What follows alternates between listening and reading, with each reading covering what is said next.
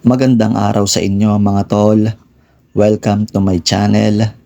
Sa video na ito ay pag-uusapan natin kung paano, kailan at magkano ang magparehistro ng sasakyan. Bago natin simulan tong video na to, please like, share and subscribe to my channel para updated kayo sa mga parating ko pa na video.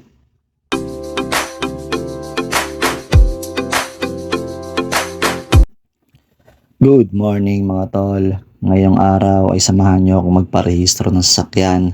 Tuturo ko po sa inyo step by step kung paano magparehistro ng sasakyan. At ang una ko nga pong ginawa ay kumuha po ako ng car insurance sa Cebuana Luwilier. At ang binayaran ko po dun sa Cebuana Luwilier ay 760 pesos. At ayun na nga mga tol, sandali lang ay nakuha na natin kaagad ang ating car insurance sa Cebuana Luwilier at dumiretso na nga tayo agad sa emission test sa Pasig. Samahan nyo ako, let's go! Ngayon mga tol, tuwing kailan nga ba magpaparehistro ng ating sasakyan? Ang rehistro po ng ating sasakyan ay yearly po mga tol. Yearly po yan pinaparehistro. Tuwing kailan ba ito pinaparehistro? Dapat po nating sundin ang plate number guidelines na ito. Check nyo po yung plate number nyo. Tignan nyo po yung last digit number. Yun po yung month o buwan na dapat yung i-rehistro ang inyong sasakyan. After nyo po makita yung last digit ng number ng plate number nyo, check nyo naman po yung second to the last digit number ng inyong plate number at doon nyo po malalaman yung araw o yung week na dapat nyong irehistro ang inyong sasakyan. At nandito na nga tayo mga tol sa emission test sa Si Raimundo, Pasig City. Ayan, maaga tayo mga tol para maaga rin tayo matapos magparehistro ng ating sasakyan. Ayan, wala masyadong nagpaparehistro ngayong araw. Ayan, parking lang natin saglit mga tol.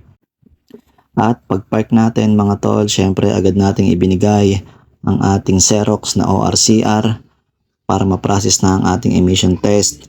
At eto na nga, tinawag tayo agad mga tol. Napakabilis lang, tayo na agad ang isinalang sa emission testing.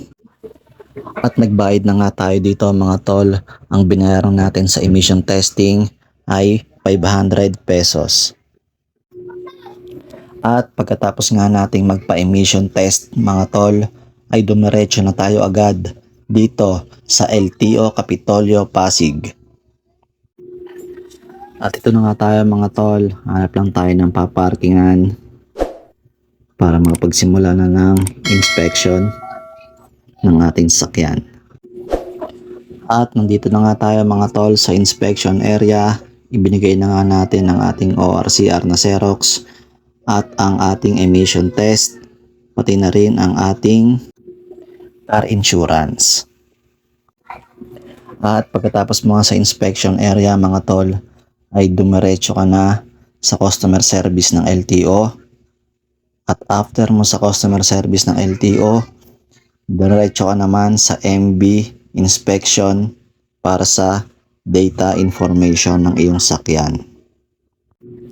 At after mo sa data information mga tol, ay dumiretso ka na sa cashier para magbayad ng iyong rehistro. At ang ibinayad ko nga pala mga tol sa cashier sa rehistro ng aking sasakyan ay 1,610 pesos. At pagkabayad ko nga pala mga tol sa cashier ng payment ko sa rehistro ay wala pang 5 minuto ay nakuha ko na ang aking rehistro ng aking sasakyan. At hanggang dito na nga lang po ang video na ito mga tol.